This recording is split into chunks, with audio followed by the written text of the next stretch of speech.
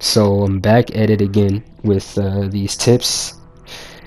Now, last time I did this was, I'd say, about 2 years ago, basically. It's been a while, and yeah, without me going into depth about why I'm doing this video, I'm gonna just go straight into it off rip. Try not to waste any of you guys' time.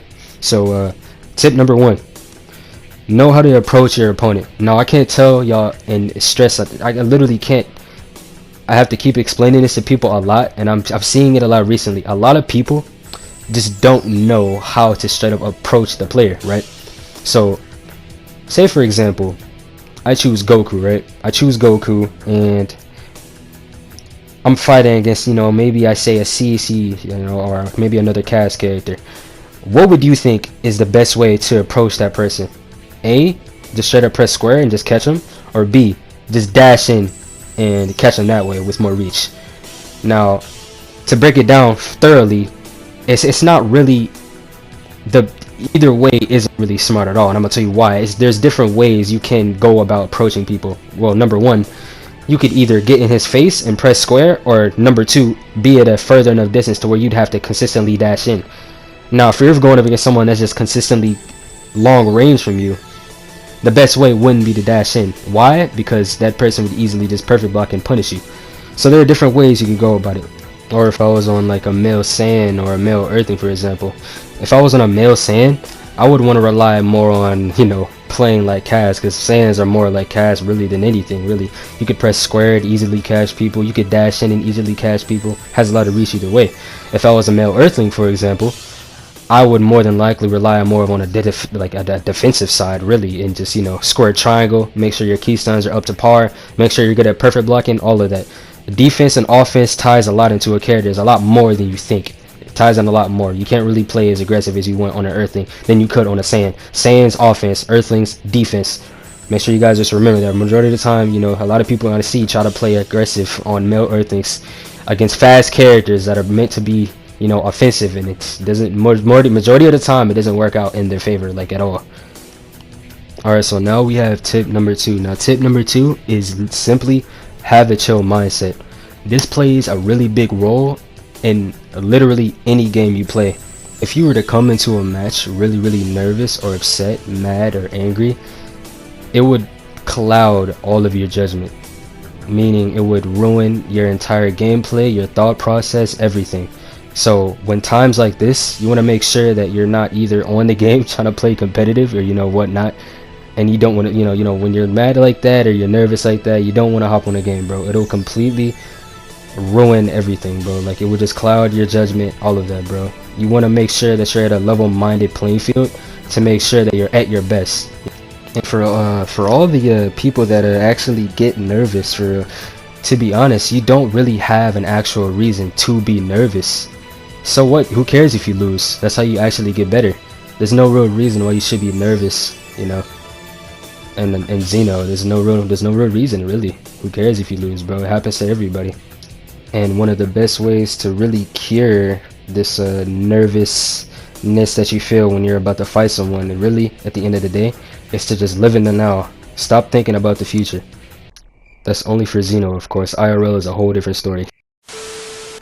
Okay, now that we are on tip number three. Now, tip number three is taking responsibility and taking initiative. Now, say for example, right, I'm going into a match and I'm fighting all these cheesers and all these cheap players, right?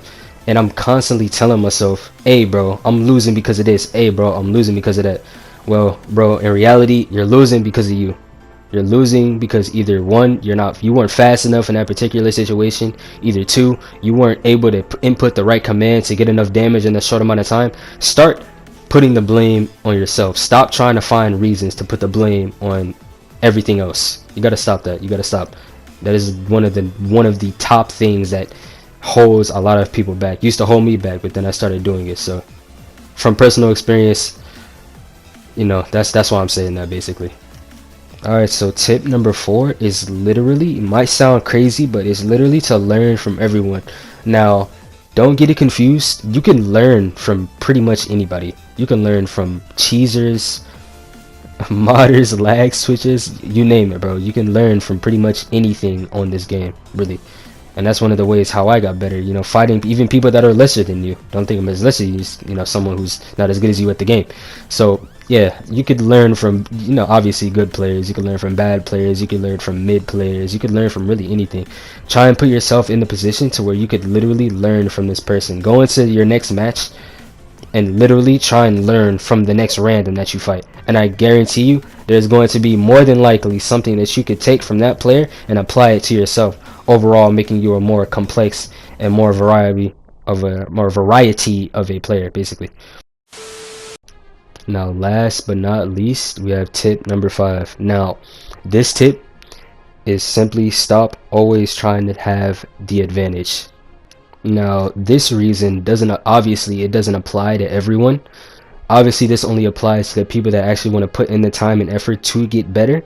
So yeah, don't always try and choose the better character. Don't always try and choose that top tier character, because what does it do? I'm gonna tell you, all it does is gets you prone to easy things. It makes your life on the game easy. That's all it does. And what happens when stuff is easy? You get comfortable, you get lazy, and you get sluggish. What happens when you get comfortable, lazy, and sluggish? You get worse. You get rusty basically. And that's another thing you guys got to really take into consideration, is being at a disadvantage in Xeno really heightens your senses basically, is what it does really. You constantly beating people on, like, say, like Cooler, Hit, Fool, Bardock, all these other really good characters, and all it does is just make you rusty at the game. It doesn't do you justice. All it does is give you dopamine when you win that match, and then it's over with. You don't actually get better by doing that. Now if you're not trying to play to, you know, get better, then don't do it. Do whatever you want. But for those of you that actually want to get better, and when you're actually playing Xeno to get better during that certain amount of time, stay off the S tiers. You'll begin to notice slowly that, yeah, I'm starting to you know, I'm moving better, and my perfect blocks are getting faster. I'm knowing what to and what not to do in certain situations. You'll see what I mean when you get there. And with all of those tips being said, that is basically the video. If you guys think you might have something to say that I should have said in this video, make sure to list it in the comments down below. And yeah, that's basically it.